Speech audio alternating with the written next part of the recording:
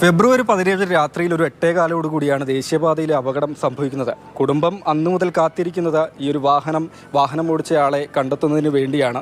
ദേശീയപാത നിർമ്മാണം നടക്കുന്നതിനാൽ CCTV ദൃശ്യങ്ങളുടെ അഭാവമാണ് അന്വേഷണത്തിൽ ആദ്യഘട്ടത്തിൽ പ്രതിസന്ധിയായി പോലീസ് പറഞ്ഞിരുന്നത്. പിന്നീട് പ്രത്യേക അന്വേഷണ സംഘത്തെ രൂപീകരിച്ചായിരുന്നു അന്വേഷണം. ദൃശാന ഇപ്പോഴും ഈ 9 വയസ്സുകാർ ഇപ്പോഴും കോമ അവസ്ഥയിൽ തന്നെ മെഡിക്കൽ കോളേജ് ആശുപത്രിയിൽ ചികിത്സയിൽ കഴിയുകയാണ്. കുട്ടിയുടെ മുത്തശ്ശി ബേബി തൊട്ടടുത്ത ദിവസം മരണപ്പെടുകയും ചെയ്തു.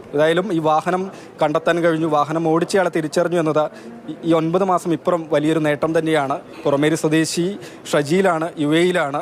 ഷജീലിനെ തിരികെ നാട്ടിലേക്ക് കൊണ്ടുവരുന്നതിനുള്ള നടപടികളും പോലീസ് തുടങ്ങിയിട്ടുണ്ട്. അന്വേഷണ ഉദ്യോഗസ്ഥൻ നമ്മോടൊപ്പമുണ്ട്.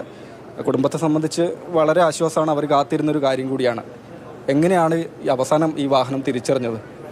കുടുംബത്തെ സംബന്ധിച്ചത് മാത്രമല്ല, ഞങ്ങളെ സംബന്ധിച്ചും. കാരണം അത്രത്തോളം ഒരു അപകടം ഉണ്ടായി, കോമാ സ്റ്റേജിൽ കിടക്കുന്ന ഒരു കുട്ടിക്ക് ഒരല്പമെങ്കിലും നീതി കൊടുക്കാൻ സാധിക്കുക എന്ന് പറയുന്നത് ഞങ്ങളെ സംബന്ധിച്ചും വളരെ ആശ്വാസം തരുന്ന കാര്യമാണ്. ഈ കേസിലേക്ക് എത്തുന്നതെന്ന് പറഞ്ഞാൽ നമ്മൾ ചെയ്തിരിക്കുന്ന എഫേർട്ടുകൾ ഇനി ഒരു ഏജൻസിയോ മറ്റാരെങ്കിലും അന്വേഷിച്ചാൽ ഇതിൽ കൂടുതലൊന്നും ചെയ്യാനില്ല എന്ന രീതിയിൽ അതിനകത്ത് പൂർണ്ണമായിട്ടും എല്ലാ രീതികളും ഒരു പ്ലാൻ ഓഫ് ആക്ഷൻ തയ്യാറാക്കിയിട്ട് തന്നെ അന്വേഷണം ആരംഭിച്ചത്, തുറന്നുള്ള അന്വേഷണം മുമ്പോട്ട് കൊണ്ടുപോയത്. ഇപ്പോൾ എന്ന് വെച്ചാൽ വർക്ക്ഷോപ്പുകൾ, സ്പെയർ പാർട്സുകൾ വിൽക്കുന്ന കടകൾ, മൊബൈൽ ഫോൺ കേന്ദ്രീകരിച്ചും ടവർ ഡമ്പിൽ വന്നിരിക്കുന്ന ടവർ ഡമ്പിൽ ആ സമയങ്ങളിൽ വന്നിരിക്കുന്ന മുഴുവൻ കോളുകളും പരിശോധിച്ച് ഏതാണ്ട് 1300ഓളം CDRകൾ എടുത്ത ശേഷം പരിശോധന നടത്തി. അതിനകത്ത് വരുന്ന കോളുകളൊക്കെ പരിശോധിച്ച ശേഷം ആ കോളുകൾ വിളിക്കുന്നതിന് വീണ്ടും എഫേർട്ടുകൾ എടുത്തിട്ടുണ്ട്.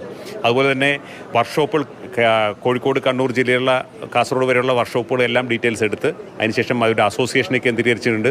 ഉൾഭാഗങ്ങളിലേക്കുള്ള വർക്ക്ഷോപ്പുകൾ ഏതൊക്കെയുണ്ടെന്ന് മനസ്സിലായി.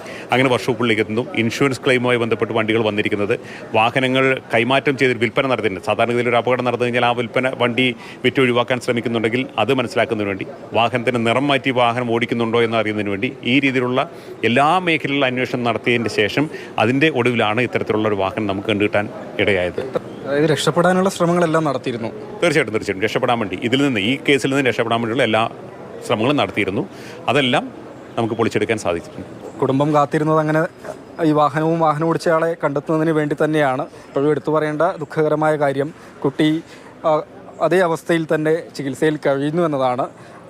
ഏതായാലും നീതി ലഭ്യമാക്കാൻ പോലീസ് അന്വേഷണത്തിൽ കഴിഞ്ഞു, വാഹനം കണ്ടെത്താൻ കഴിഞ്ഞു.